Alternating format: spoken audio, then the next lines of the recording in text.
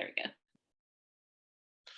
All right, everybody. Welcome to the Lovecraft Easing podcast, special podcast where we're going to talk about the upcoming NECRONOMICON convention. So this is August 15th, 2022, and it starts on, this is Monday, and it starts on Thursday. So 3 days from now. And so with me, if you're listening instead of watching, Niels is dressed. I have the organizer, Niels Hobbs, with me. Thanks, Niels. And I've got Bridget Brenmark, one of my panelists. So hello. It's the three of us, and of course I'm Mike Davis. So Niels, hey, I know you're swamped, but thanks for taking a few minutes to talk about what's going to be happening this weekend. And I'll have a couple questions, and then I think Bridget might have a couple from a newcomer standpoint. So anyway, how should we start this off? What's going on Thursday? Just a little bit, or? Yeah, so we sort of build it as a 4-day convention. It's sort of, so the first day, the first of the 4 days is kind of an ease you into it sort of an experience, especially because the last 3 are just complete wall-to-wall madness. And the first day is a lot of kind of just welcoming events. We have some walking tours. Our art exhibition has an opening. There's a welcoming ceremony at the First Baptist Church, which is this gorgeous church in the center of Old Providence, and that Lovecraft himself kind of wrote a lot about. And then a lot of other, events. There's a big concert that night. That's kind of general public concert, kind of a big party, welcoming everyone. And there's a few other things going on that I'm probably spacing on right now, but it's kind of sort of a start. There's also gaming and films are also finally starting to screen, really sort of full day, all day, both that day. And then all that builds up to really the main sort of core 3 days, Friday, Saturday, and Sunday, that are just nonstop programming, panels, talks, more walking tours, more films, more gaming, all that kind of stuff. Yeah. I see that on the website, which, by the way, to my audience, it's necronomicon-providence.com, or just Google Necronomicon Providence. And then you'd go up there, and if you don't have your tickets, passes and tickets are right there. And then programming, and you get a menu here. Core programming is right under Guests of Honor. So that's a good one to look at. And then I noticed that extended programming, there's a link under that. So I see that for example, under the extended programming, it starts off Wednesday, the 17th, 2 days from now, with the Visual Divine of the Dark Cosmos, Ars Necronomica, and so forth. So that's kind of the difference, correct me if I'm wrong, between those two pages. Yeah, I mean, so the core programming is all really kind of more like the daytime programming. It's the panels, academic speakers, the Armitage Symposium, which is a sort of our literary academic conference, author readings and stuff like that. It's all kind of the stuff that's really kind of more indoors, essentially, during the day. Yeah. And then the extended programming includes all the things like the H.P. Lovecraft Historical Society's Dark Adventure Radio Theater live productions, which are amazing, and all the other kind of events, like the concert that we have on Friday night, the Eldritch Ball on Saturday night, our own Dunwich Horror Picture Show that we do on Sunday night. That's kind of like the last event of the whole thing, and then other like theatrical events, and then you'll also see there's like links to the film screenings. Like I mentioned before, we have essentially a whole film festival that's also kind of running at the same time, that we do partly in partnership with our good friends Brian and Gwen from the H.P. Lovecraft Film Festival. So there's a ton of stuff, and so we kind of divide them up into kind of core stuff, kind of more traditional convention stuff, and then sort of the more fun, extended, usually more evening or sort of outside programming. The nice thing these days, as opposed to, say, almost 10 years ago when you restarted all of this, is most of us have smartphones, and we can look at this website as we're at the convention, if we want to. But then under the core programming, I noticed that you guys added a schedule at a glance that people can download. I assume it's a PDF or something. Yeah, yeah, it's a and print PDF of off. the Yeah. PDF of the spreadsheet, and you can access both that on a smartphone or download it and print it off. We will have print copies of the program as well, a nice sort of program guide, but pretty much immediately as soon as it goes to press, it starts to get out of date already with like sort of small, not a lot, I mean, not a lot of changes, honestly. Like it's always a learning curve to remember. We kind of reinvent the wheel every time we do this because there's enough time between the previous one, but we're definitely getting better and better at it. So we usually by this point don't have a ton of changes, but like unfortunately one of our guests of honor had an issue getting permit to come to the States from England. Oh, So no. there's always some little changes that happen, sadly, or in this case, not all that little really, but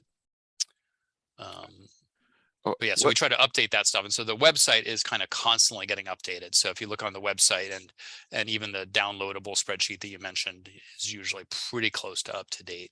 So in other words, you can get a printout when you get there, but Mhm. for any maybe last Yep, minute changes or something, check the website on your smartphone, or if you're exactly. in your hotel room on your laptop or whatnot. Right. Um, I want, it might be good for you to briefly take us through each day with just a couple of things maybe, but it might not be. What would you, what's the information that, because we're going to try and keep this to about 20 to 25 minutes, because I know how busy you are getting ready. We're just a couple days away. Um, I guess I would ask you, what's the information that you think is most important to get out there at this point for those who are coming to the convention? hmm it's difficult to say. The one thing I'll say for any, especially for people that are new to the convention, is that we have sort of purposefully designed it so that you can essentially kind of tailor the convention experience that you want. So if you want to see a lot of, basically a table full of nerds talking about your favorite topic in weird fiction, you can go to the panels and see, folks debate kind of various aspects of different topics in weird fiction.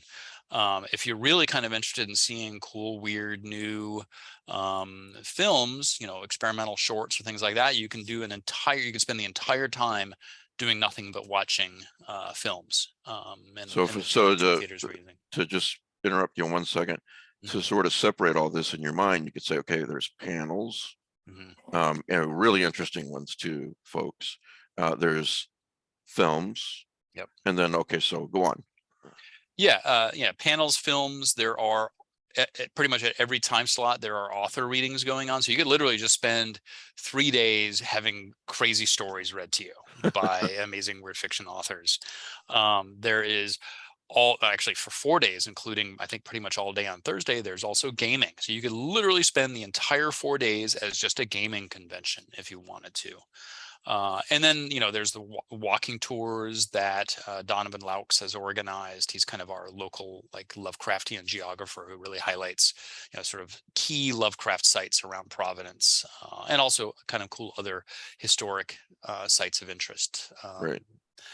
And so, there's like people ask, well, what's the standout? What's the one thing you don't want people to miss? I'm like, that's not what the Necronomicon is about. Necronomicon, and the reason we call it, the official name is Necronomicon Providence, is it's really about at any given time you can experience X, Y, or Z aspect of weird fiction, weird art, academia, and get completely immersed in it. And you can, sort of jump around like some people do, play a little bit, play a game, go watch a couple of short films or a whole feature length film, go listen to an author read a story, and then go and listen to some academics.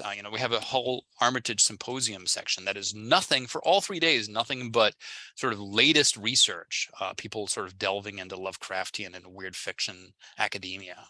My mind's kind of thinking that there's two possible main ways to look at this convention. One is, say, by day, and then the other one is what about 4 or 5 hubs, you Mhm. might say, that you just talked about: the panels, Yep. the author readings, the films, the walking tours. Was there one more that I missed, or was that it? I think that's most of it. Yeah. I always forget something. It's like when you have too many kids, like you forget somebody's name. I guess I don't Yeah. know. Talk a little bit, just for a minute, about you know, we all know, I think we all know what a, you know, panel is, you know, and so forth, and obviously a weird fiction short film and all that kind of stuff. So maybe we should spend a minute or two on the walking tours. What can people look forward to with those? And I realize that Dominic is the expert, but yeah, Donovan. Yeah. So I mean, the big thing about that you can look forward to is realizing that Providence is built on 7 hills. Right. And for any of you who've done it before, it's a great weight loss regimen, especially the way Donovan does it. So we always recommend people wear I'm sorry, I said shoes. Dominic. It's That's fine. Donovan. Yeah. But it's just an excellent, you know, even if you're not really, again, it kind of highlights Lovecraft and Lovecraftian sites around the city. But even if you're not really a fan of Lovecraft, or, you know, aren't even familiar with his fiction, it's just a really great walk around a beautiful part of Providence, kind of the old part of like 18th and 19th century Providence. And, you know, and it sort of, again, highlights, you know, places Lovecraft lived, places that he wrote about, you know, and sort of other key landmarks in old Providence that are, you know, of interest, essentially. And it's like, I think, a 2-ish hour walkabout, basically. Brown University, it's probably included in there as usual, Yeah, it's right? all around Brown University and the Rhode Island School of Design, that kind of that area. What's called College Hill, as it was called then, too. I'm quickly looking at what the weather is. I think we're getting pretty lucky with the weather too. Sometimes it can be miserably hot and humid. I don't think it'll be too bad later this week. So. It'll be better than where I'm at right now in North Texas. Yeah, I apologize. Yeah. Oh, no, yeah. It'll be. So I'll be looking forward to it. I'm looking right now, and it looks like there's only openings for the Saturday walking tour, 11 remaining. Yeah, so I think that's right. I think that may be the only one that still is open. So we had 4. We kind of curtailed it a little bit, partly because there's just 9 remaining. Yeah. Oh my gosh. Okay. Yeah, it's gonna be a little bit warm on Saturday too, but it won't be that bad. I mean, we had upper 90s here last week. It's gonna be like mid to upper 80s. It looks like, at least. Well, I'm airing this immediately on YouTube and my, you know, Spotify, iTunes, all that kind of stuff immediately when we're done. So I'm trying to get this information, like Bridget just pointed out there as quickly as possible to folks. So yeah, thanks. Thank you. Yeah. What else should we know? Oh yeah, you know, I mean, one other thing I'm forgetting is we also have a whole huge vendor hall, which is also so a really popular place. I think you have a table there, don't you, Mike? Thanks to you, Pete Relic, and actually Bridget Renmark is gonna share that with me. So yeah. And that is also, you know, again, could be a highlight. You could literally spend a whole day or two just wandering around that. I think we have like 60-ish vendors of different kinds of book publishers, artists, game designers, etc. You know, everything from like Chaosium and Arkham Bazaar, the, you know, Brian and Gwen's company, and the H.P. Lovecraft Film Historical Society set up, and then like local artists, small local artists who do crazy, amazing, imaginative, weird art come and set up. So this is a great place. I mean, this is just the funnest thing you can imagine. I just, if you're into weird fiction, cosmic horror, Lovecraftian fiction, and I think Matt just joined, I'm not sure, but I was about to quote Matt Carpenter, or at least paraphrase Matt Carpenter, when he says that it's not about trying to get to everything, it's about choosing what is most important for you to do. So hi Matt, good to see you, buddy. Hey. Before I forget, I'm sorry, Bridget, did you have something? I was just saying hi to Matt. Oh, before I forget, can you talk about, there's a new award and it's called the Beastie Award, and when I found out about this on the website, it's just this is just really dear to my heart. And if you'll explain, and to a lot of people too, if you explain why and what it is and what it's for. Yeah, it's obviously something it's really dear to us. It's something we wanted to do in 2019, and unfortunately, it just ended up being kind of a little bit of a bridge too far for us pulling it together. Yeah. So we have been doing, and this is a tradition that carried over from the previous Necronomicons. That's not the right Latin. Necronomicon. Yeah, exactly. From the 90s and early 2000s, and then we picked it up again in 2012, 2013. Right.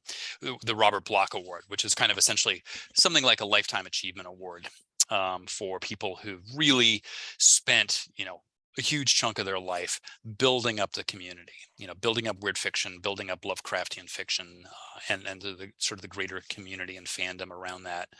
And that started, literally from Robert Bloch, protege of Lovecraft. And we kind of had wanted to start doing a newer award highlighting special new voices in weird fiction that were kind of almost looking at weird fiction from the other point of view, from kind of the leading edge, rather than kind of highlighting the people that have really done amazing things for many years. And so immediately we realized kind of the best way to do this, and it also is kind of a lifetime achievement award in a way to our good friend Joe Pulver. So it's actually technically it's called the Joseph S. Pulver Senior Award, and we specifically wanted to attribute it to Joe because, as we anyone who was ever friends with him knows, he dedicated so much of his time to trying to bring people up with him, and to try to highlight people who were, maybe didn't always have the right opportunities to get their fiction out there or to get their voice heard in the sort of the greater weird fiction community. And so we decided to create this award, the Pulver Award, to kind of highlight newish, aspiring, potent voices in weird fiction, and to call it the Pulver Award because he's the person that really for so long was taking that on and publishing anthologies where he would bring in people who didn't have those opportunities previously and gave them a stage.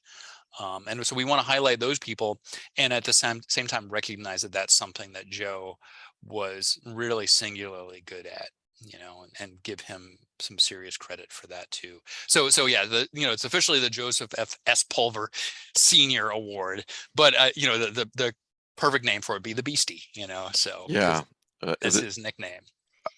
It's just so perfect. Yeah, I'm so glad that you guys are doing this. So every time there's a Necronomicon, you'll have a new recipient. Yep. So, Yep. That's wonderful, because another thing about Joe that maybe people don't know, he's fiercely protective of people from unwarranted attacks, unwarranted scorn, or people who said it's never been done this way before. You're trying to bust with our traditions. Yeah, I thought he did a great job of just like saying, let's just recognize the talent, and maybe you can leave your biases at the door. Yep. Yeah. I mean, we all owe a lot to Joe. So, the fact that he's not around anymore, we're happy to do something that kind of recognizes him still, as you know, I was very, very good friends with him. Yep. And, we talked almost every day, and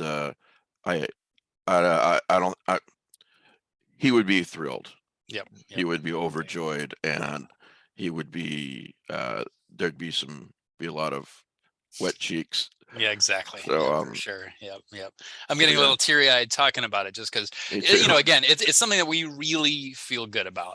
Like it's one of the things that, like, again, was kind of overdue. And so we're happy to finally kind of put it out there. So I just want to be clear. This is not an award for someone who uses, say, the most exclamation marks in a story or anything like that, right? No, well, not necessarily. I mean, plus they're never going to beat Joe for that. I mean, no one can beat Joe for the number. Oh yeah. That's a pointless competition. Or emails, he just loved being part of the community. He'd send an email or to somebody or encouragement, and there'd be like 16 exclamation points after it. So So Yeah, anyway, that's the thing. I Beastie, mean, yeah, Joe always had a kind word and a smile and a hug for anybody. As long as you're a good person yourself, Joe's going to be your best friend. So yeah. that's what we're kind of wanting to recognize. So Do we find out who that recipient is just on the day? Is that how? yeah, Okay. we'll do it. We'll do it at the same when the guest reception happens Friday night. Friday night. Yeah, and that's also when we give the Robert Block Award too.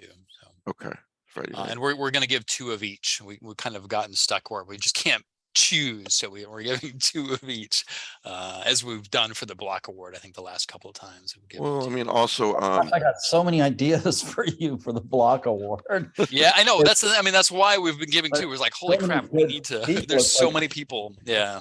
Oh, why not Derek Hussey? Why not Brian and Glenn Callahan? They just Yeah, absolutely. for Yeah, us, you know? yeah, of course. Yeah. well, and There's so also many people that Necronomicon contribute. happens not once a year, but every other year. That's okay. That's the excuse. That's no, right. it kind of makes sense. If Yeah. you were doing this every year, Yeah. which you'd be insanely crazy if you were, but if you were, then it might make more sense to do one. But yeah, doing it every 2 years, it does make sense. That's true. Yeah. There you go. Okay, I feel less crazy about it now. No, I think Thanks, Mike. it's great. Yeah. So, Matt, since you're here, we haven't covered much of the schedule yet. We're just sort of doing an overview, talked about Joe's award. Do you have any questions for Niels that I might not think of, and Bridget as well as a newcomer? No, but I think there is always a helpful hand around. So if you're there and you're kind of overwhelmed, there are minions wearing T-shirts who can point you in the right direction. You'll probably see Nils just running around like a chicken with his head cut off. But I got to tell you, even in those circumstances, I've just walked him to say hello, and he's always given me a couple minutes. It's like, if you go to the vendor's room and just speak to someone selling something, they'll be happy to talk to you about all the other vendors. Or if you're sitting next to someone at one of the conferences and say, well, what's next? There are lots of things. You yourself can be a very important participant. Say you buy a general pass, and you think, well, I'm just going there as a fan. Who knows? You might be the one who asks a question at a discussion that sparks someone thinking or gives them a story idea. That is such a great point. Yeah, Matt, that reminds me, one of the things that reminds me of 2 things that I'm really proud of with Necronomicon. One is the community, essentially the community that comes together. I mean, really, I've said this a few times over the years, but the one thing that keeps us going, because it is really miserably hard work. Like right now, I'm totally stretched thin, is that every corner we go around, even the minions, the volunteers working the doors, get praise from the attendees and appreciation, and that matters so much. I mean, none of us really get paid. There's a few people that will have their bills covered, or something like that. In the store staff that are right now already getting killed in the store, they get paid for their work. That's it. So we thrive on the appreciation from the community, and the fact that the community is so incredibly grateful. It's rare to get upwards of 2,000 people together in one place and time and have basically no jerks. And we try to do. I mean, we have a policy, about participation and be cool, don't be a jerk. But it's incredibly rare that we've ever really had to enforce it. By and large, people go out of their way, as you say, Matt, to be nice to each other and support each other and help each other. And then secondarily, the other thing that's really proud of, the kind of continuation of that, is a lot of partnerships have come out of Necronomicon over the years.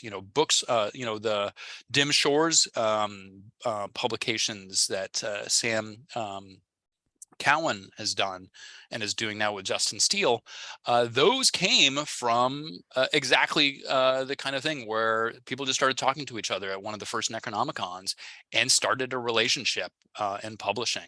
And that kind of stuff has really happened, and it's been a great thing, a rewarding thing for us to see, so we're really proud of that. It makes me feel good for the miseries that we subject ourselves to. Yeah, you should. It really has started a lot of things very quick example, one of hundreds, was Ramsey Campbell and I were going to have lunch one day, and Joe's like, "Can I come? Can I come?" You know how excitable he was. I'm like, "Yeah, of course you can." And that was when he wanted to pitch to Ramsey, being in the anthology, who's working on the Grim Scribes, not Grim Scribes puppets, the what was it? Caligari. Caligari Oh, no kidding. anthology. And that's when he pitched having, Ramsey have a story in that anthology. So yeah, you're absolutely right. Amazing things come out of Necronomicon. And if you've not been there, I can't overemphasize how friendly it is. So There, and just don't, you are losing out if you confine yourself to the core programming, as great as it is.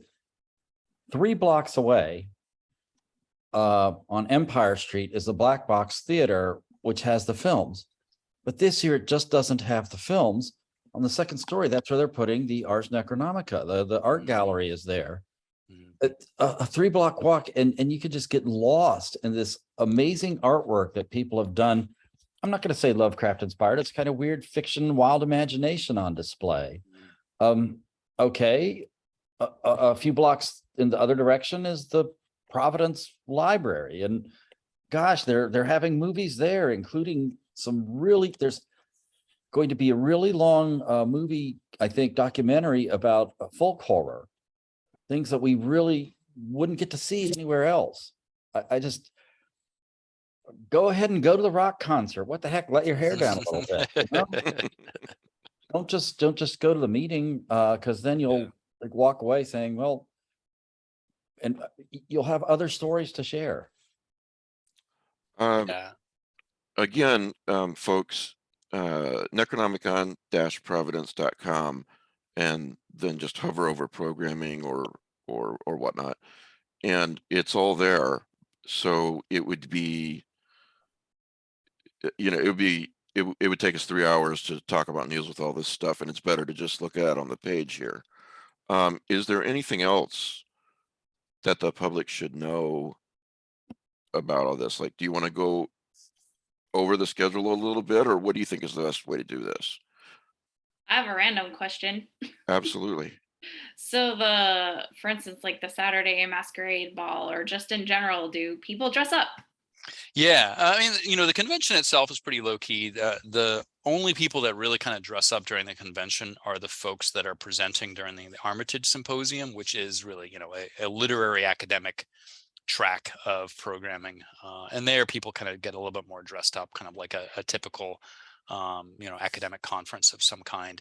But everyone else is very casual, low key, except, yes, for the Eldritch Ball. That's definitely required dress of some kind, whether it's a costume, whether it's just sort of fancy dress, cosplay, whatever. And people really do a great job with it. I think we're going to try to work out some kind of maybe award for best dressed or greatest cosplay or whatever. Oh, that's great. It's one of the things that we always try to do every year, and it usually also kind of falls off our table. But I think we might actually be able to get it together for this one. So. If you don't have a ticket yet, please correct me if I'm wrong, but you don't have to, and you can only make it one day.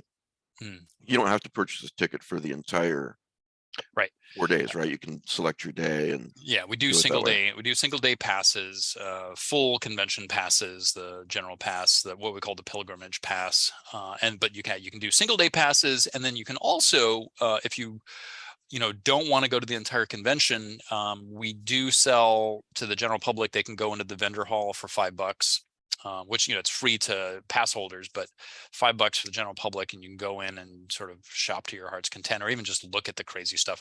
Same thing with the films. So many things. Yeah, the films, you can do a full film festival for $10 a day on its own. If you don't want to buy a general pass, you can just go see the films for $10 a day.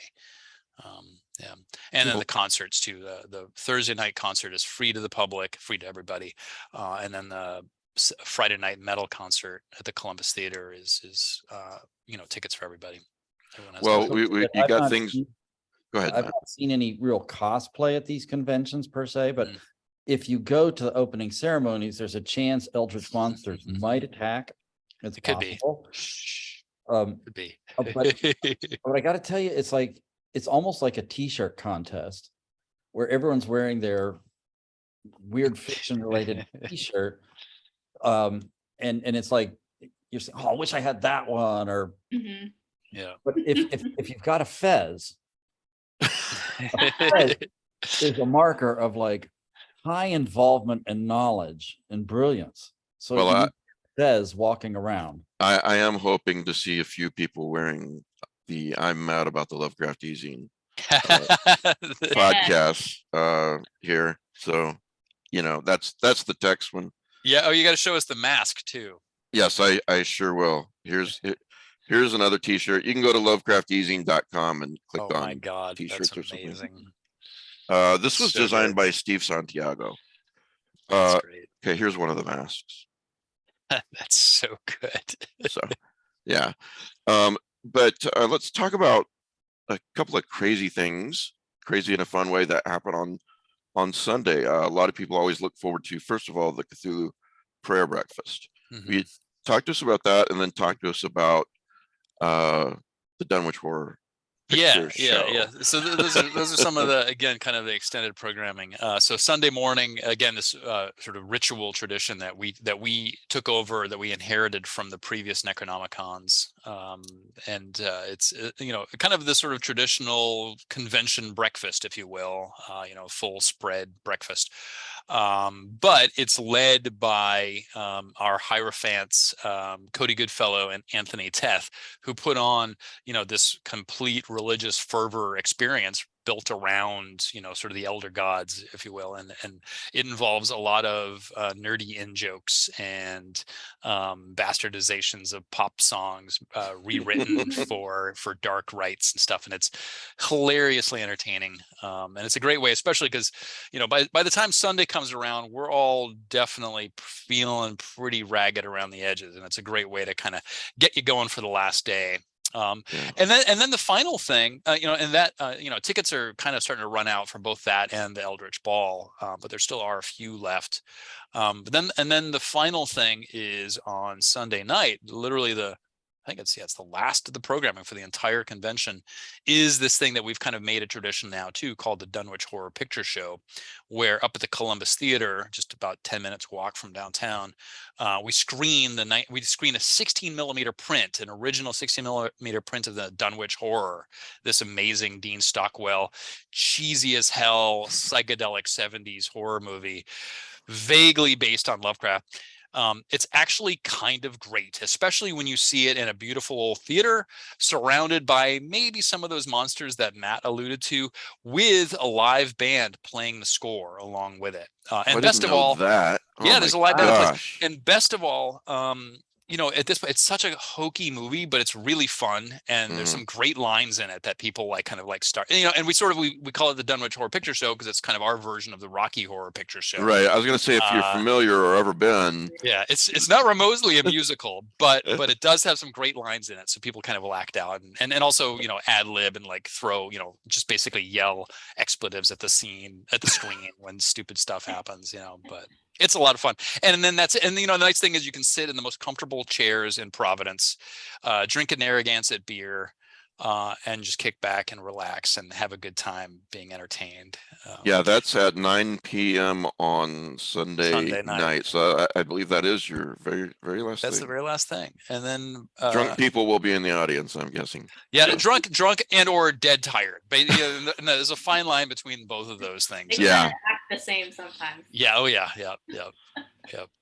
And it's finally where I finally get to relax a little bit. I hope if everything's gone not too badly, I'll be able to relax finally. So, okay. Now most of the programming, is it going to be in the Graduate, formerly the Biltmore, and then where else? So I know it'll say on the website, but it's primarily in two. The core programming is primarily in two venues, in the Graduate, what used to be called the Biltmore Hotel, and the Omni Hotel, which is just a block and a half away. So those are the two main venues. But again, and this kind of goes back to the name of the convention, Necronomicon Providence, we force you to experience Providence, basically. So it's also, like Matt said, a few blocks away at the Black Box, which is this arts nonprofit, and the Providence Public Library. We have the art exhibition, and the film screenings are happening there.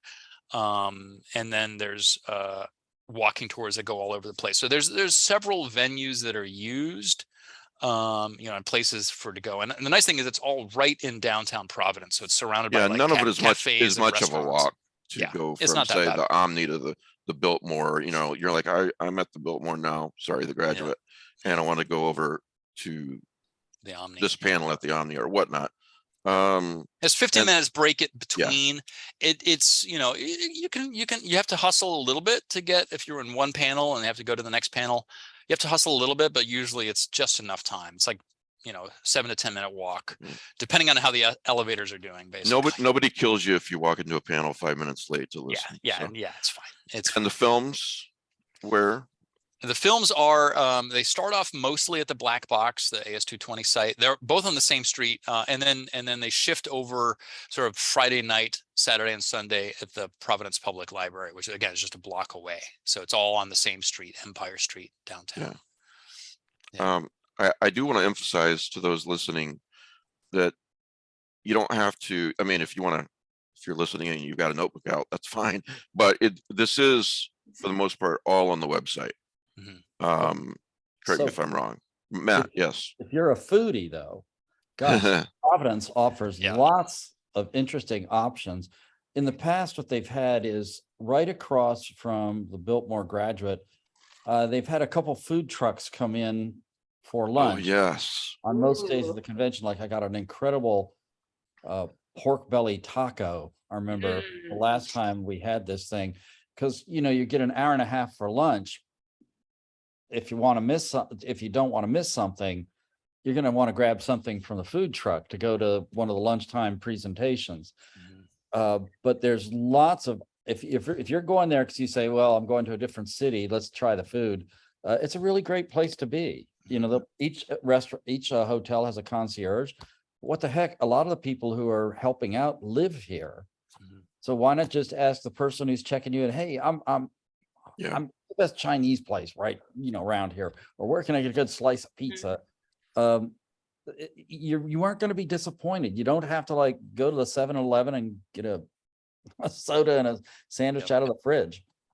Right. And there's a coffee shop. Not that I've ever done that. There's a coffee shop right and both hotels have coffee shops in them. Oh, that's right. To help things, speed things along too. Do we have food trucks this year? So there aren't. We've previously worked to have food trucks that we arranged. They normally are set up there anyway. We couldn't work out a deal with them for this year, so there's not ones that we've organized. But there's almost always food trucks right around, including Haven Brothers, which is. They claim to be the oldest diner in the world, basically. It's been going since 1888. It used to be a horse-drawn diner, and now it still sits right next to City Hall, which is right next to everything that we're at. So there's tons of restaurants and other food options around in the area, and usually a few food trucks parked around the area too. So. Kind of a fun thing, just and I want to wrap this up so that Niels can get back to work. But speaking of food, if you're a Lovecraft Easing Patreon, we are going to do a Lovecraft Easing dinner on Saturday. So if you're a Patreon, you've got that information. And also, Niels was kind enough Friday midday. I forget the exact time, but it's on the website. We're going to do a live Lovecraft Easing podcast. So yeah, lots of fun. Yeah. Glad that we got that room for you too. A little bigger. Oh, I was really honored. That's a really nice room. Thank you. So. Anything for you, Mike. Anything for you. Both of our fans will really say thank you. Yeah. and speaking of food, I don't know if you guys know this, but Matt has promised to pay for all the panelists' meals the entire time. So. Oh, I thought he was cooking. Breadsticks for everybody. Right? You're always posting all that awesome stuff of food you make. No, I haven't done that, but like the last time Joe and Pete were on a panel together, I did buy a bottle of scotch and brought some plastic cups up to the panel. Just try and raise the interest level. Buttering them up. Oh God. That's fine. As it went. Yeah, I remember that day. All right, anything else, Niels, or any questions that Matt or Bridget has before we let Niels go? I don't No, think really so. appreciate everything, yeah. Niels. We're looking forward to seeing. Really? Yeah, excited to see everyone. Right on. Cool. Yeah, it'll be great to see you all. And as Matt has alluded, I apologize in advance for when I probably see you the first, second, and third time. I'll be zipping by really quickly like a No, blur. absolutely. I'm used to it, and I But know we'll why. catch up. We'll catch up at some point for sure. But you have lots of helpers, and you guys call them minions, and they're everywhere. Yeah, So, yeah. We many actually, people. you know, if there's anyone that's looking to go that needs an excuse or, you know, can't quite afford the passes, we are still recruiting a few more minions. So feel free to, Oh, on the website, good to there's know. a page for sponsorship or what is it? I can't remember what the tab is called, but underneath you'll see volunteer. And that you can find that information, email volunteer@necronomicon-providence.com to get more. Oh yeah, support. It's a tab under support, and there's a volunteer page to sign up. But Okay. it's always good to have a few yeah. more, and it's a good way to get people in. You know, they work a couple half days of the convention, and then they get free reign of the rest of it. So Yeah, that's really nice. I didn't know that you still needed a few minions. It's always you know, sometimes it's hard to kind of nail everyone down, so it's always good to kind of try to over cash our volunteers. This is the sort of thing why I wanted to just do this real quick, you know, right before the convention, because it's not like needing a few more minions, excuse me, is not necessarily something anybody knows just by glancing at the website. So it's good to know. Yep. All right. Anything else, Niels? I want to let you go and let you back to work. Yeah, I should get going. I gotta run a few errands. Got to go write some checks and things like that. Fun stuff. Yeah, that does sound fun. All right. Yeah. Well, thanks for being here. And above all, I know how stressed and how hard this is. And I know that you're doing it for us and everybody that attends. And we really do appreciate it, Niels. Thank you. I appreciate that. All right. Right on, folks. Right. Take care. It was really nice chatting with y'all. We'll see you very soon. All right. Take care. Bye. See you in a few days. Bridget, wow. This is of you, isn't it? Yeah, it's Bridget's new house. So tell us about it. What's out? Is that you got a nice yard now? Yeah. I have an amazing house in Chesapeake. This woods actually behind me is conservation land, so they can't build on it. So I've got my own little private woods with my own little gate to go out there. Be a shame if some marijuana sprouted there. And then I showed it. Can you see the shed out there? Yes. Yeah. So that second floor of that shed's gonna be my art studio. Oh, cool. Speaking of which, I'm just gonna bring your painting with me, if you don't mind, Matt, because I was like, I could ship it, but I'll just throw it in a suitcase. Sounds great. Well, I want to wrap this up in just a minute so that I can get it out there for everybody. But Bridget's gonna auction off a painting, right? At my so table. I don't know how you want to do that exactly. No, we'll figure it out. Offline, but what's the painting? It's gonna be a smaller version of the cool one that Matt's getting. What's the cool one that Matt's getting? It's like a creepy. Wouldn't you like to know? I'm not going to tell him. My painting. It's not his painting. Jeez. All right, so you'll have that and information about you know how I said when all the minions are really nice and stuff. Well, that doesn't include the guests. So, don't ask me a damn thing. Yeah, it doesn't include you, by God. All right, so Matt, you've been going to these things as long as I have. What else should we maybe mention before we go that you think maybe hasn't been covered or you think should be said? I just really think some people go to these conventions because they want to be part of something, but they go by themselves. They don't have any friends. And if you can just step outside yourself a little bit and just strike up a conversation, even if you go to Joe Broers, this really great sculptor, and he sells his pieces. He just loves to talk, you know, or go to the H.P. Lovecraft Historical Society booth, start chatting with them about their organization. You know, you'll meet people. Seriously, most Yeah, everyone. you don't have to be afraid approachable.